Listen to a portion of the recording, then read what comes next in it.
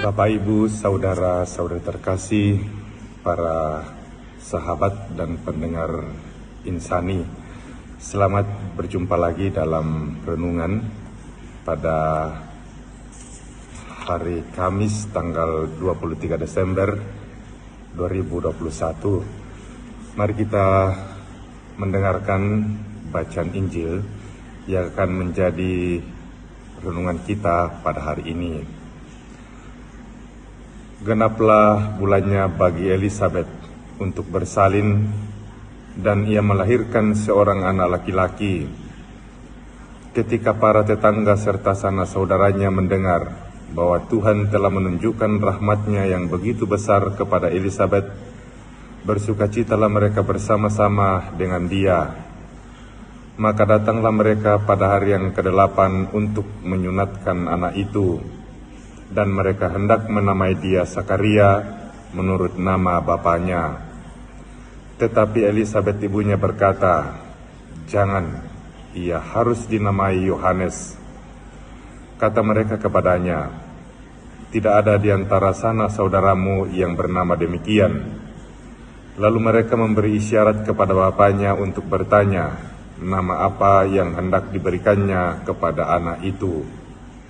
Sakaria meminta batu tulis, lalu menuliskan kata-kata ini, "Namanya adalah Yohanes." Dan mereka pun heran semuanya.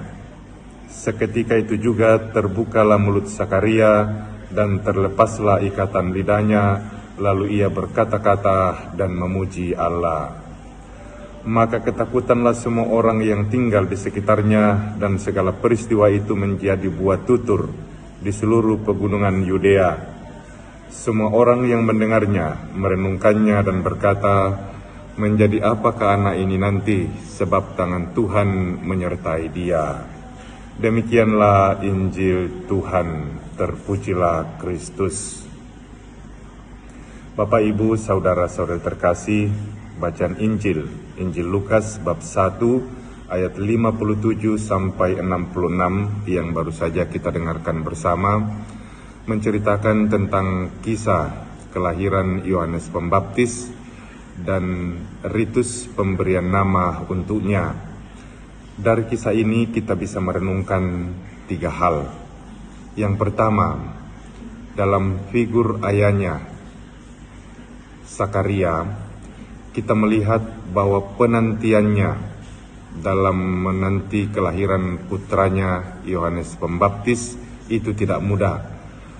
Awalnya dia tidak percaya pada kabar dari malaikat, dan karena itu dia menjadi bisu. Tetapi dalam kesabarannya, kesetiaannya, akhirnya penantian itu berbuah sukacita dengan kelahiran putranya, yaitu Yohanes Pembaptis. Dan hal ini menjadi kabar gembira yang luar biasa, karena kebisuannya selama ini terlepaskan, dan dia bisa berkata-kata serta memuji Allah. Poin ini menunjukkan kepada kita bahwa penantian dalam iman tidak akan pernah sia-sia. Poin yang kedua adalah nama yang diberikan kepada putra yang lahir itu tidak normal atau tidak seperti lazimnya dalam tradisi mereka. Mestinya namanya adalah Sakaria, merujuk pada ayahnya, tetapi dia diberi nama baru Yohanes sesuai dengan rencana Allah. Hal ini menunjukkan kepada kita bahwa panggilan hidup ini bukan pertama-tama rencana manusia, tetapi kehendak yang ilahi.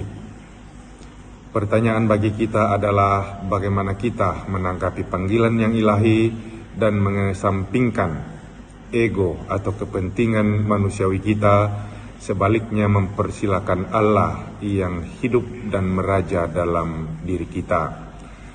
Yang ketiga adalah ungkapan terakhir dari Injil hari ini, menjadi apakah anak ini nanti, sebab tangan Tuhan menyertai dia. Kita tahu bahwa Yohanes Pembaptis adalah nabi terakhir dari rangkaian nabi perjanjian lama, sekaligus menjadi figur sentral atau tokoh utama mempersiapkan datangnya Mesias, Sang Juru Selamat, yaitu Yesus Kristus. Dia tampil luar biasa dan dikagumi orang, tetapi dia menunjukkan kualitas yang luar biasa, baik dalam hidup maupun dalam sikapnya. Kita tahu Yohanes Pembaptis hidup sangat bersahaja. Makanannya adalah madu dan belalang hutan, menunjukkan sebuah cara hidup yang luar biasa di hadapan Allah dan sesama manusia. Dan juga dia menunjukkan kualitas sikap yang luar biasa. Meskipun orang menganggap dia adalah Mesias, tetapi tidak, dia mengatakan bukan aku, tetapi akan datang dia yang membuka tali kasutnya pun aku tidak pantas. Oleh karena itu dari figur Yohanes Pembaptis kita belajar apa arti kesaksian hidup yang benar dan apa arti sikap total yang rendah hati dan penuh kesetiaan dalam memuji dan mempersiapkan datangnya Sang Juru Selamat, yaitu Yesus Kristus. Oleh karena itu, semoga warta Injil hari ini menjadi harapan dan kekuatan kita bersama. Pertama, kita dipanggil seperti Sakaria, setia dalam menanti kabar gembira dan karya penyelamatan Allah. Yang kedua adalah mengesampingkan ego dan kepentingan manusiawi kita, sebaliknya mempersiapkan atau mempersilakan Allah meraja dan berdaulat dalam hidup kita. Lalu yang ketiga adalah kita mempersilakan Tuhan menuntut hidup kita, supaya seperti Yohanes Pembaptis kita menunjukkan kualitas hidup Kristiani yang sejati, sekaligus sikap kerendahan hati dan kesetiaan dalam menjalani panggilan hidup ini. Semoga renungan ini mengantar kita mempersiapkan Natal dengan penuh sukacita, menyambut tahun baru 2022 dalam terang damai Kristus. Tuhan memberkati kita, salam sejahtera, salam sehat. Terima kasih saudara-saudariku yang telah mendengarkan Sabda Allah dan renungan hari ini. Saya, Pastor Marcel Lolotandung, mengucapkan berlimpah terima kasih kepada Pastor Aidan Putra Sidik. Semoga Pastor senantiasa diberkati Tuhan dalam setiap aktivitas dan pelayanannya. Amin.